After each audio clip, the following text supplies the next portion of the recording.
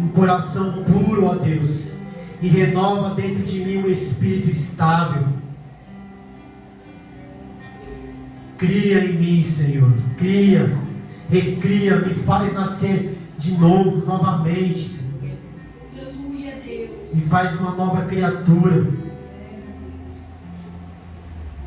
para que eu possa entender realmente, Senhor, o propósito da minha vida. Eu possa enxergar, Pai, o que o Senhor quer de mim. Davi, irmãos, um homem segundo o coração de Deus. Coração, irmãos, ele fala aqui do coração, né? Um órgão que para nós hoje está ligado às nossas emoções, né? Quando nós falamos de coração, automaticamente nós já pensamos no amor. Quando nós estamos falando algo que é feito com o coração, nós estamos falando de algo que é feito com amor. Mas na cultura oriental antiga, nem sempre o coração era visto assim como algo relacionado ao sentimento. Hoje, quando minha esposa manda um coraçãozinho, alguém manda um coraçãozinho pra gente, um emoji, né? A gente sabe que a pessoa está querendo expressar um sentimento de amor, de carinho, né? Mas no Oriente Antigo, nem sempre quando se falava em coração, está ligado ao amor, ao sentimento. O coração, muitas das vezes, a maioria das vezes, principalmente no Antigo Testamento, ele está ligado a decisões, a algo que é feito na mente, a algo que é feito no nosso, que nós entendemos completamente com o nosso corpo. E Davi, ele está pedindo para o Senhor, para Deus recriar ele por todo, por completo, a mente dele, tudo que pertence a ele. Em Provérbios 16:6 fala assim: em seu coração o homem planeja o seu caminho, mas é o Senhor que determina os seus passos. Então você está vendo que o coração aqui está ligado a planejamento, a mente, a decisões. Lá em Jeremias 17:9, ele fala, a palavra coração também aparece como o coração do homem é mais enganoso que qualquer outra coisa, e sua doença é incurável. Quem é capaz de compreendê-lo? Outra vez se refere a engano da mente, né, de nós tomarmos decisões com a nossa mente enganosa. No Salmo 4:7, isso mesmo, Salmo 4:7,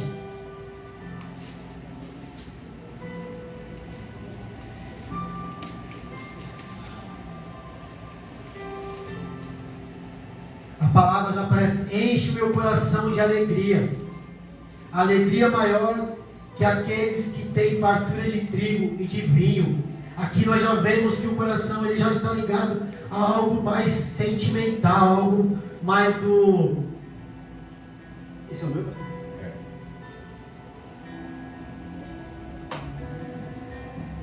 Algo mais ligado às emoções.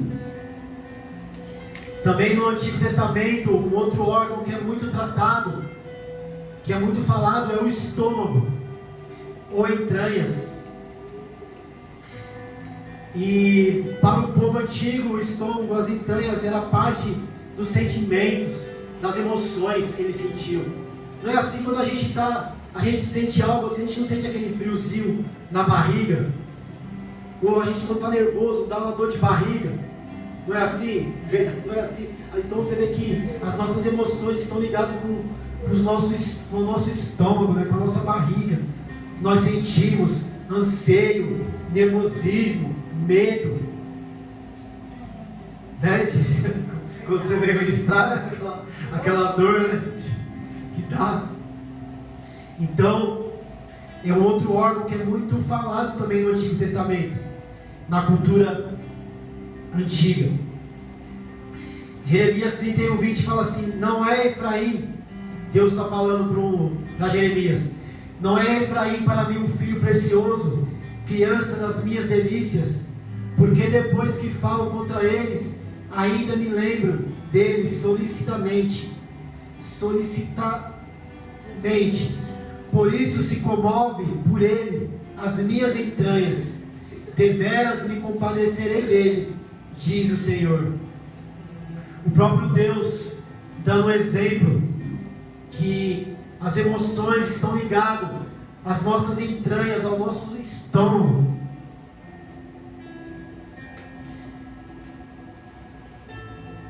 Na maioria das vezes, na minha versão ela fala estômago, mas na maioria das versões está entranhas. O nosso estômago ele simboliza nossos apetites humanos, como fome, sede, mas também está ligado aos nossos desejos carnais, como diz Paulo. O Deus deles é o ventre, como diz lá em Filipenses 3,19. E já no Novo Testamento, lá em João 7,38, Jesus diz assim: quem crê em mim, como diz a Escritura, do seu interior fluirão rios de água viva. O termo traduzido como interior, koilia, no grego, pode remeter ao ventre ou entranhas, simbolizando a fonte da vida espiritual fluindo do crente, fluindo do interior do crente. A Bíblia também fala de um outro órgão, o rim, que ele é mencionado muitas vezes, falando com algo mais profundo, algo além do coração, além da mente. Se o coração ele trata da nossa mente, fala sobre nossa mente, os rins ele compreende em coisas mais profundas, sentimentos nossos mais escondidos. O próprio salmista Davi ele fala assim: examina, Senhor, e prova, e esquadrinhas as minhas entranhas e o meu coração. Aqui nesse Salmo 26, já acabei de ler e falei entranhas, mas a palavra original no hebraico, ela é um rim ou mente. Aqui nesse verso, desse verso 26.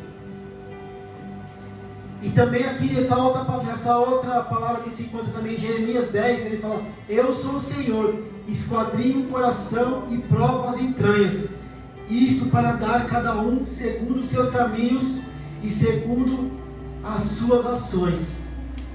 Jeremias 17:10. Aqui a palavra mente, que é a mesma palavra rim, é entranhas. Essa palavra rim, se nós fôssemos ler a Bíblia no original, nós não iríamos encontrar a palavra entranhas, nós iríamos encontrar a palavra rim. E essa palavra rim, ela aparece 31 vezes. 31 vezes ela aparece só no Antigo Testamento. Hoje nós não usamos essa palavra, realmente. Hoje não ia falar assim: eu estou com uma dor no rim, meu rim está contorcido pela minha esposa, eu amo tanto ela que meu rim está doendo. Para nós não faz sentido. Ou minhas entranhas estão se contorcendo pela minha esposa. Hoje não faz sentido para nós, para a nossa cultura. E vou ler aqui onde está em Êxodo 29. Vocês nem precisam, eu vou ler rapidamente porque eu vou precisar correr um pouco na palavra. Precisar de pelo menos mais uns 10 minutinhos, amém, igreja? Vocês me perdoam se eu passar um pouquinho? Não vai doer nada. Em 29, Êxodo 29:13, depois tirei toda a gordura que cobrisse das vísceras, o lóbulo do fígado e dos bois, os rins. Então, se nós fôssemos ler esses versículos que eu falei aqui, estaria escrito rim. Então, só para a gente ter uma ideia do que Davi ele quer dizer quando ele está dizendo: cria em mim um coração. Porque eu quis explicar. esses outros órgãos que aparecem na Bíblia. Mas aqui eu creio que Davi ele está ligado, ele está querendo falar, cria, ele está querendo dizer, me cria, Senhor, me transforma, me muda, me faz de novo, porque eu sei que eu sou um homem segundo o seu coração, mas eu sei que eu não posso me recriar. Eu preciso do Senhor, algo que vem de fora para dentro, para me transformar. Então Davi, todos nós conhecemos que Davi era um homem segundo o coração de Deus. E ele estava pedindo para que Deus crie nele um coração puro. A maioria de nós, irmãos, já leu, já escutou pregações, diversas pregações sobre 2 Samuel 11, onde se encontra a história de Davi e o adultério de Betseba. Que Davi, ele não vai para a guerra, como o pastor disse esses dias aqui. E ele fica ali nos seus aposentos. E ele não cumpre o seu chamado, que era ser um rei, que era ser um guerreiro, que ia batalhar pelo povo de Israel. E quando ele não cumpre o seu chamado, ele cai em tentação. Quando não cumprimos o chamado de Deus, estamos sujeitos às tentações. Foi o que aconteceu com Davi. Ele foi tentado pela cobiça dos olhos. Ele poderia, irmãos, ter qualquer outra mulher do reino que não fosse compromissada. Ele poderia escolher uma virgem, qualquer outra mulher ele poderia escolher, porque ele era rei. Naquela época eles poderiam ter quantas mulheres eles quisessem. Nós sabemos muito bem que Salomão teve 1000 mulheres. Então Davi ele poderia escolher, mas ele escolheu o que era proibido. E ele caiu em adultério. E ele tentou encobrir o pecado dele, mas aí deu ruim, né, irmãos?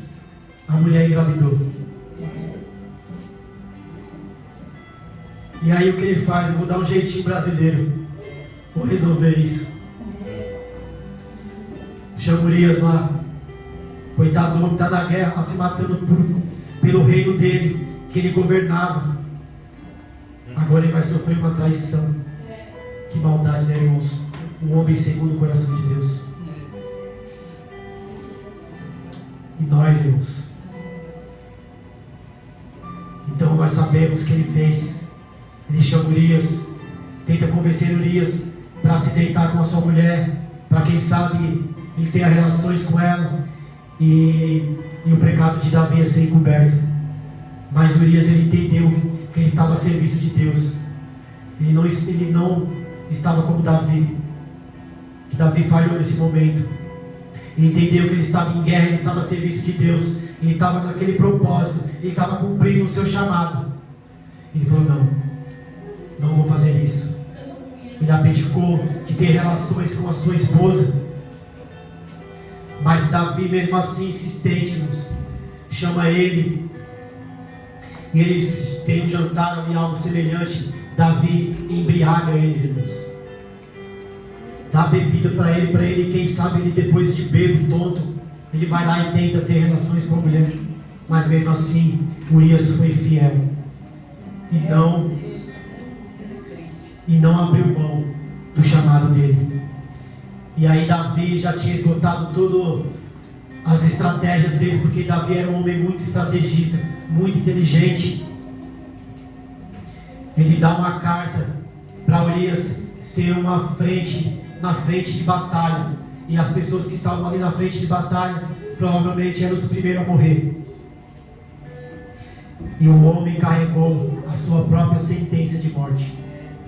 Talvez Davi deu uma carta selada para ele, com selo que só quem recebesse poderia abrir, e ele levou ali. Ele levou, assim como Cristo levou aquela cruz, a nossa sentença de morte. Ele levou por mim e por você uma sentença de morte. que estava proposta desde a fundação do mundo. Ele levou esta sentença por mim e por você. E aí, Davi é bem sucedido. Ele é bem sucedido, né, irmãos? Dá tudo certo para ele. Um abismo puxa o outro. Davi, um homem segundo o coração de Deus, cedeu as tentações, irmãos. Imagine nós, irmãos. Temos que vigiar. E se pecarmos, irmãos, temos que confessar e se arrepender. Alguém falou assim: quando nos convertemos, podemos até pecar, mas nunca mais ficaremos em paz com o pecado. Essa é a maior evidência de que somos uma nova criatura. É a tristeza por ainda cometermos pecado. Outrora, quando estávamos mortos em delitos e pecados, irmãos, nós não sentíamos nada. Nós éramos indiferentes contra a santidade de Deus. Mas agora, irmãos, tem que ser diferente, irmãos. Pois Deus nos criou dando vida em Cristo, irmãos. Nós temos uma nova vida. Abandone a sua antiga maneira de viver. Abandone. Davi tentou esconder o seu pecado durante 9 meses. Esse que é o tempo de uma gravidez, mais ou menos, irmãos. Mas Deus não permite, irmãos. Ele não permite que os filhos dele sejam bem-sucedidos em seus pecados. Ele não permite. Não vai achando que está dando certo. Você está conseguindo esconder. Não vai dar certo, irmãos. Deus não permite que os filhos dele sejam bem-sucedidos em seus pecados. O verso 17 fala que os sacrifícios que agradam a Deus são um espírito quebrantado e um coração quebrantado e contrito. O Deus não desprezará um espírito quebrantado e um coração quebrantado. O Senhor não despreza, irmãos. Para isso acontecer, Davi teve que ser confrontado, irmãos, pelo profeta Natan. E hoje nós temos a palavra, irmãos, para nos confrontar. Nós temos as pregações, irmãos, para nos chamar à realidade, irmãos.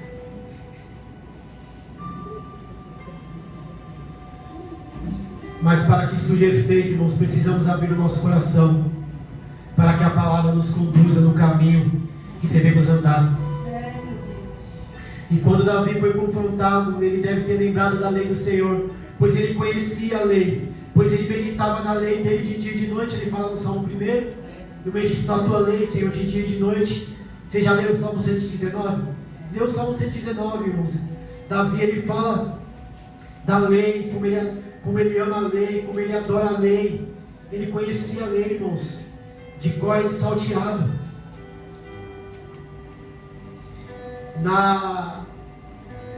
Foi dado um mandamento, irmãos, lá em Levítico 20:10, fala que se um homem cometer adultério com a mulher de outro homem, com a mulher do seu próximo, tanto o adúltero como a adúltera tinha que morrer. Não tinha perdão, tinha que ser executado. E ele cometeu isso, não fez? Davi não fez isso? Quem matar uma pessoa terá que ser executado como assassino, mediante o depoimento de testemunhas. Mas ninguém será executado mediante o depoimento de antes de apenas uma testemunha. Não aceite resgate de vida pela vida de um assassino. Ele merece morrer. Certamente terá que ser executado. Números 35, verso 31. Verso 30 e 31. Então, Davi, ele foi um adúltero e ele foi um assassino. 2 crimes que ele quebrou, 2 mandamentos que não tinham perdão. Não tinha perdão, não tinha expiação por esse tipo de pecado. Porque esses pecados foram cometidos intencionalmente, deliberadamente. Davi, ele sabia disso, irmãos. Ele sabia. o que ele faz? Ele apela para a misericórdia de Deus, o que vemos no versículo 1 e 2. Tem misericórdia de mim, ó Deus, por teu amor, por tua grande compaixão. Apaga as minhas transgressões, lava-me de toda a minha culpa e purifica-me do meu pecado.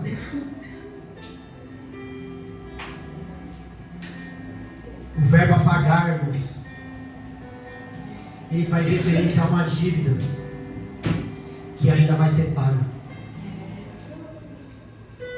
Isso aponta para a cruz, irmãos, para a cruz de Cristo.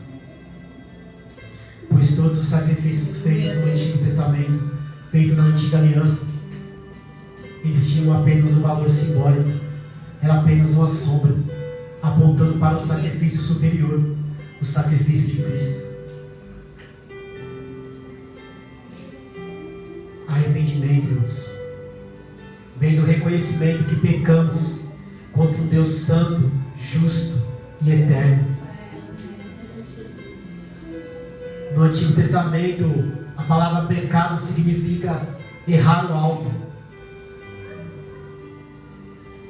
Lá no Novo Testamento já é uma outra palavra, erramartia, do grego, mas ela tem a mesma ideia de errar o alvo.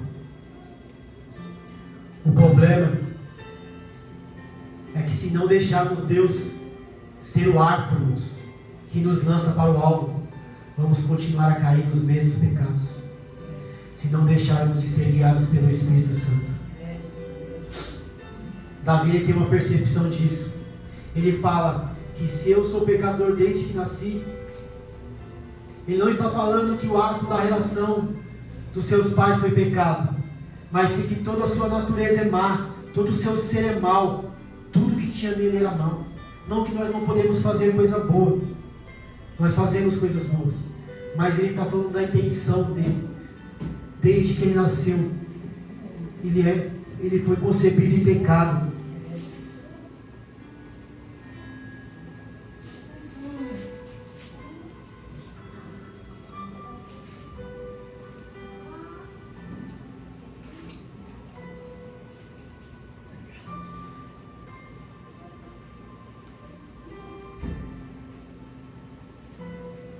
Que ele, irmãos, ele sendo um rei, ele não era melhor que nenhum outro homem, que nenhum outro homem da sua nação.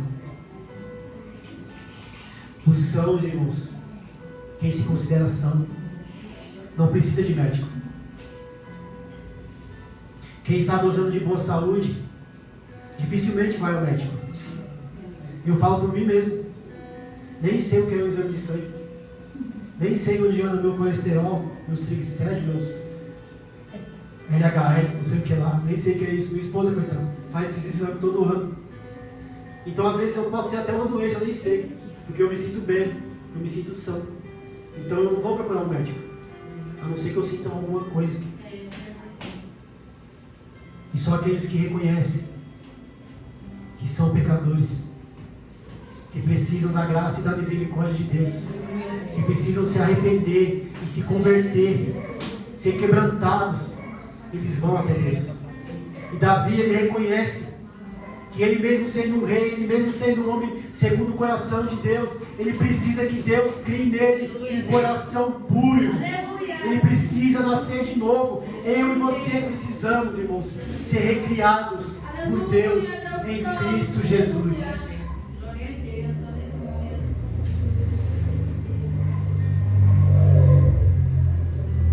Fuja, irmãos, da aparência do mal, das má companhias, das fofocas, das intrigas, das invejas, da maledicência, do orgulho. Nosso coração é enganoso, irmãos. Temos que tomar muito cuidado. A Bíblia poderia esconder, irmãos. Ela poderia esconder os pecados de Davi, de Abraão, de Jacó, como ele enganou o irmão dele, Esaú, e muitos outros que nós sabemos.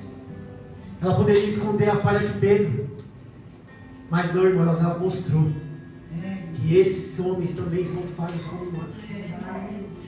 Mesmo sendo grandes homens de Deus, que estão na história, ninguém vai apagar o que eles fizeram. Mas é para a gente olhar para o exemplo deles e cometer os mesmos tipos de pecados que eles fizeram? Não, irmãos. É um exemplo para que nós abandonamos o que nós cometemos. Não sejamos como ele.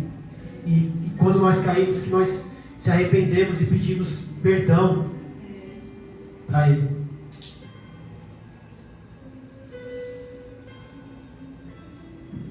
A Bíblia aqui no verso 51, no capítulo 51, fala que ele queria ser limpo como um isopo.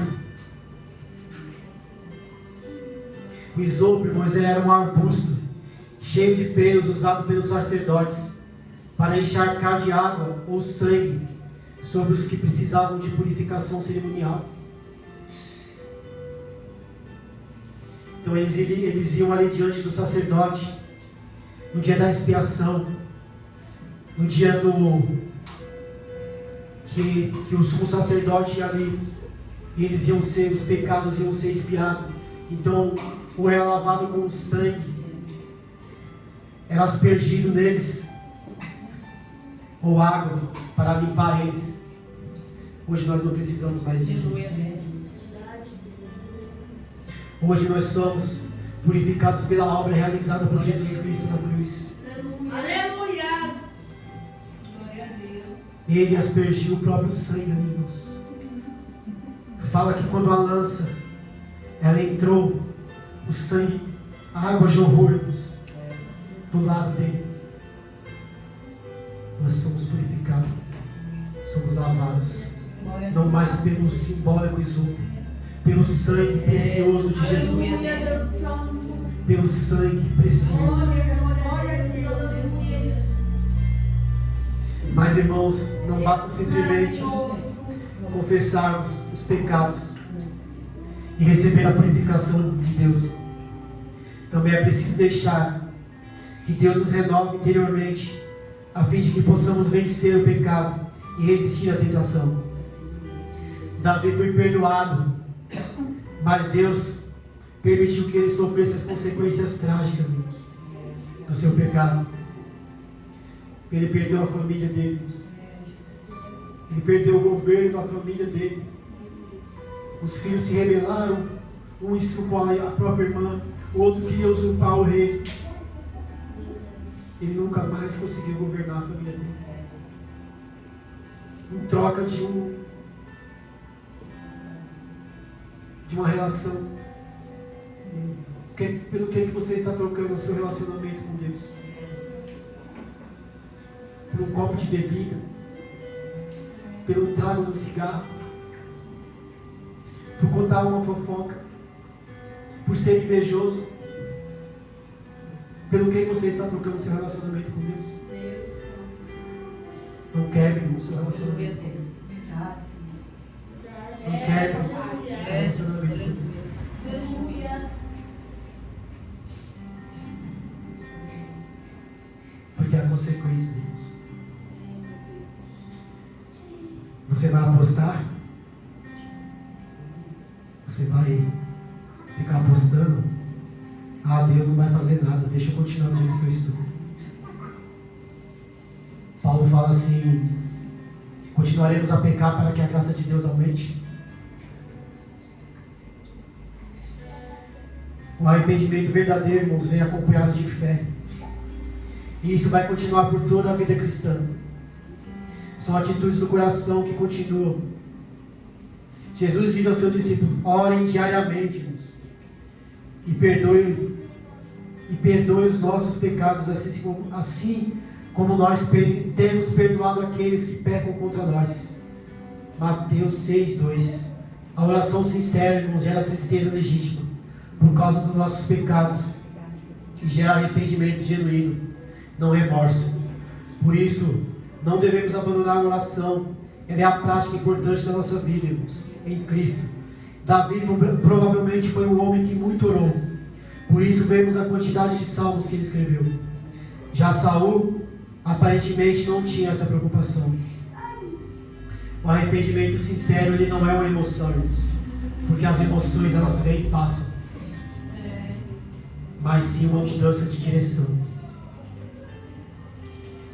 Precisamos precisamos ser recriados. É o título da minha mensagem. Recriados por Deus em Cristo Jesus. Davi, ele fala, cria em mim. Davi olha para dentro de si e diz, muda, me transforma. Ele não diz assim, deixa comigo, agora eu vou conseguir.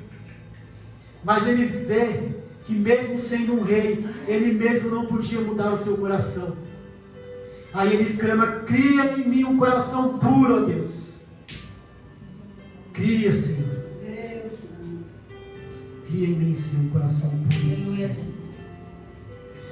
E a palavra que ele usa, cria, é uma palavra que originalmente é a mesma palavra usada lá em Gênesis 1:1, aonde que só o próprio Deus ele podia criar do nada. Deus ele criou tudo do nada. Lá em Gênesis 1 fala, Deus criou os céus e a terra. Ele criou do nada isso. E Davi ele sabia que ele não era nada, então ele precisava ser criado por Deus. Somente por Deus ele poderia ser criado. Do Nilo, do ex-de-Nilo. Ex-de-Nilo, sei lá. Isso aí. Algo que o ser humano nada pode fazer, irmãos. Nós podemos deixar Deus nos conduzir, irmãos, nas obras que Ele preparou de antemão, para que nós andássemos nela. Pois agora, irmãos, nós somos feitura deles, criados em Cristo Jesus para as boas obras. Davi ele não desfruta mais da alegria da salvação, enquanto ele não confessou seus pecados, irmãos, seus ossos foram esmagados. A confissão ela remove a culpa e nos dá um espírito pronto para obedecer. O prazer do Senhor não está nos sacrifícios. Davi ele poderia oferecer quantos animais ele queria para Deus, pois ele era o rei da nação. Ele poderia determinar que todos os animais de Israel fossem sacrificados. Mas ele compreende que obedecer a Deus é melhor que sacrificar. O prazer do Senhor está em que obedecemos a sua palavra. Essa é a alegria de Deus. O povo de Israel não entendeu isso e acharam que Deus era como os outros deuses. E eles viviam uma vida de desobediência para poder sacrificar depois. Nunca foram quebrantados, nunca foram convertidos.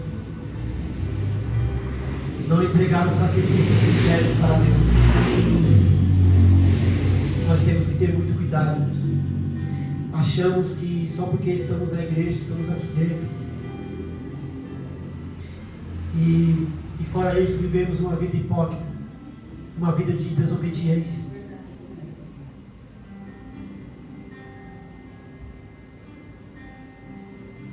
Nós precisamos, irmãos, ser recriados, ser nascidos de novo. É verdade, Jesus. E só Deus pode fazer isso, irmãos. Bastamos nós crermos e deixar Deus operar em nós a salvação. Não tentarmos fazer com a nossa própria força. Porque quando nós fazemos com a nossa própria força, irmãos, nós até conseguimos pelo tempo. Mas nós desanimamos na metade do caminho. Então nós temos que nos abrir a esse relacionamento com Deus. Não sermos passivos, apenas escutarmos quando Deus fala conosco e sairmos daqui. E não tentarmos ter uma nova vida em Cristo. Temos que deixar Deus trabalhar verdadeiramente no nosso interior, irmãos. Porque a palavra de Deus fala que do nosso interior fluirão rios de água viva, irmãos. Está fluindo, irmãos, rios de água viva do seu interior. Precisamos, irmãos. Deus poderoso, aleluia. Efésios 2:8 fala que pela graça de Deus nós somos salvos. E isso não vem de vós, irmãos. E pela graça de Deus nós somos salvos mediante a fé. E isso não vem de vós, irmãos. É dom de Deus. Não para que ninguém se glorie, irmãos, pelas obras. Porque nós somos feituras, irmãos. Nós somos feitos por Deus, criados, irmãos, para as boas obras. Que Deus ele se preparou de antemão, irmãos, para que nós andássemos nela. Então, irmãos, nós somos feitos, nós somos criados, irmãos, para as boas obras. Não viva uma vida passiva. Viva uma nova vida, conforme o chamado que Deus te escolheu, que Deus te chamou. Deus maravilhoso. Amém, igreja? Amém. Peça a Deus um coração limpo e um coração puro. E quando você ouvir a voz de Deus, não endureça o vosso coração.